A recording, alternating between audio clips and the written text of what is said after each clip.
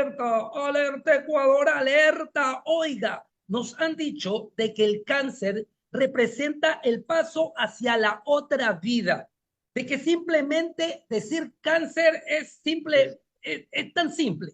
Te fuiste, querido hermano, querida hermana, y no es así. Ahora existen novedades, existen más investigaciones que permiten tener una esperanza.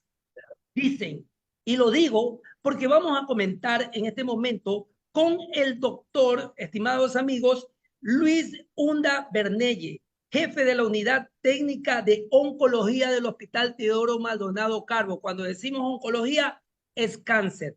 Mi doctor, bienvenido a YAP TV Radio. ¿Hay una esperanza de vida tras la noticia de un cáncer positivo? Buenas tardes, muchas gracias. Voy a empezar con las palabras que usted dijo, porque hay mitos que hay que saberlos romper. Y usted empezó muy bien con una introducción diciendo o dando a entender dentro de los mitos que cuando a una persona le dicen que tienen cáncer, significa que lo estamos condenando a morir. Y en la realidad sabemos que no es así. No es así porque es una enfermedad crónica, como lo puede ser la diabetes, como puede ser la hipertensión arterial, donde el médico, en este caso el especialista, busca la forma de erradicar la enfermedad, controlar la enfermedad, curar la enfermedad o cronificar la enfermedad. Y eso se lo ha venido dando gracias al avance tanto en el diagnóstico como también en los tratamientos. Y, ¿por qué no?, en las técnicas de prevención que pueden haber actualmente. Doctor, ¿a qué edad o cuándo inicia el cáncer en una persona? No existe una edad sine qua non que se diga como específica. A veces va a depender inclusive de las distintas neoplasias.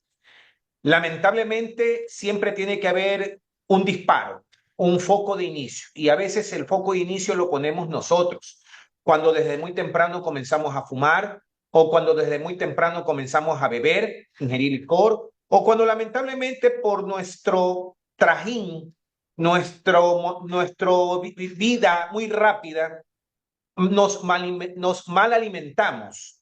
Y todo eso puede contribuir a que en ciertas personas que a lo mejor ya están predispuestas, lo inicie mucho temprano, por debajo de los 30 años, o lo veamos en la edad que más o menos uno dice que es lo que, de acuerdo a las estadísticas, es el punto medio, alrededor de la quinta, sexta década de vida.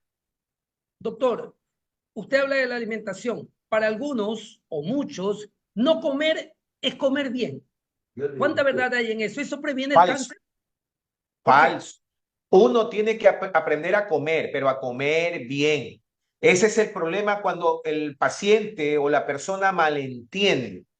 Desde muy pequeños tenemos que formar a nuestros hijos a que se alimenten bien. Y cuando uno dice alimentar bien, no significa solamente ingerir comidas chatarras, sino que uno tiene que cumplir con la pirámide de la alimentación, donde la base fundamental siempre tiene que ser una proteína, con un carbohidrato saludable y con una grasa saludable. El problema de decir no comer o, como mal dicho, dieta, no significa que no me vaya a enfermar. Es más, se supone que yo debo de tener normalmente mis 3 comidas. El no hacerlo, eso también va a producir un desgaste en el organismo y eso me va a acarrear enfermedades. No solamente hablo del cáncer, sino de otras enfermedades como por ejemplo la malnutrición, como por ejemplo las anemias, porque no tengo una alimentación saludable.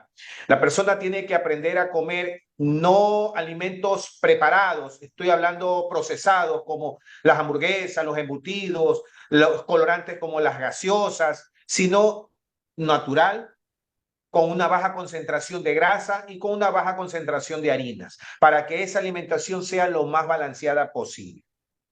Doctor, usted habla de harinas, arroz, papa, yuca, pan. En pocas palabras, representa azúcar. ¿El azúcar es un alimento para el cáncer y una amenaza para el ser humano? Ese es otro mito que se dice que el azúcar alimenta el cáncer. Todo exceso produce enfermedad, es verdad, pero si uno aprende a regular su alimentación. Hablemos de las frutas. Comenzamos a regular comer 1 o 2 manzanas al día, 1 o 2 naranjas al día, 1 o 2 peras al día.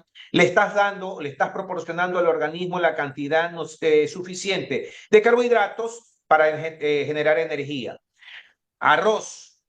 Aquí nosotros los costeños nos acostumbramos a desayunar, almorzar y merendar arroz. Y no arroz, sino la mejor cantidad posible para satisfacer mi necesidad. Y eso no está bien. Exacto, exacto.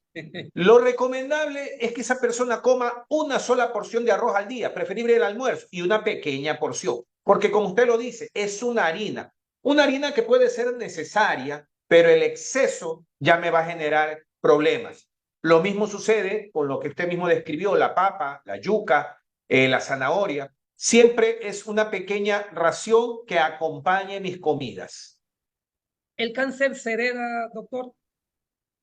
Perfecto. Otro mito, me encanta, son mitos. No hay una verdad sine qua non de que todo cáncer es hereditario.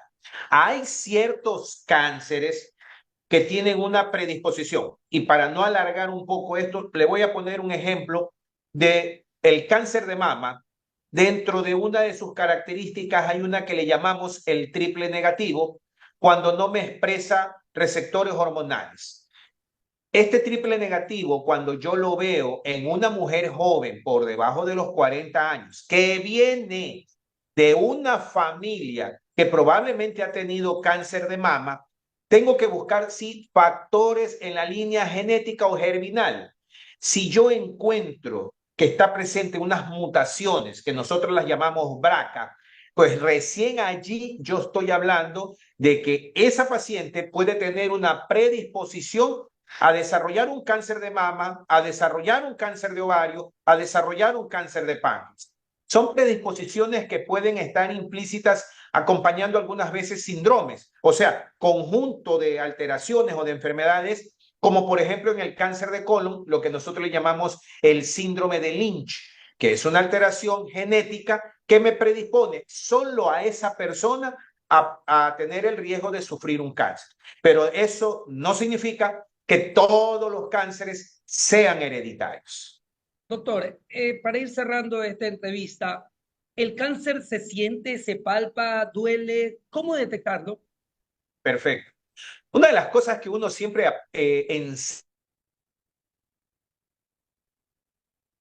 enseñarse a inspeccionar uno mismo su cuerpo, aprender a que el paciente sea nuestro primer médico. Después de bañarse, tocarse el cuello, palparse los senos, tocarse las axilas, porque si encuentran un bulto que no debería estar allí y que nunca antes estuvo allí, en ese momento esa persona, ese paciente, inmediatamente tiene que ir donde el médico porque ese bulto puede ser una patología benigna, quiste, un quiste de tiroides, un quiste de mama, pero también puede ser un cáncer. ¿Qué está haciendo el Hospital Teodoro Maldonado Carbo del IES a propósito de este tema? Bueno, le voy a decir en dos cosas. Nos ha mejorado la metodología diagnóstica. Contamos con un buen equipo radiológico, tomógrafo, resonador, ecografía y con buenos profesionales. Estamos mejorando las técnicas diagnósticas en nuestro laboratorio de patología. Y bueno, nuestra área de oncología estamos abasteciéndonos de medicamentos que son necesarios para el manejo de un cáncer. Y segundo, ¿qué otra cosa más estamos haciendo? Bueno, quiero aprovechar el espacio.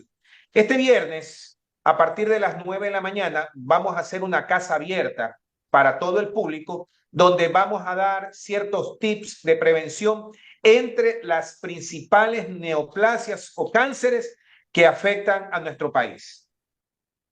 Muchas gracias, doctor Luis Hunda Bernelle, jefe de la Unidad Técnica de Oncología del Hospital Teodoro Maldonado Carbo. Como suelo decir, un médico que me habla morocho, me habla directo, le entiendo todito y sé por dónde empezar para prevenir. Muchas gracias, doctor, por comparecer aquí en YAP TV Radio. Un gusto, maestro.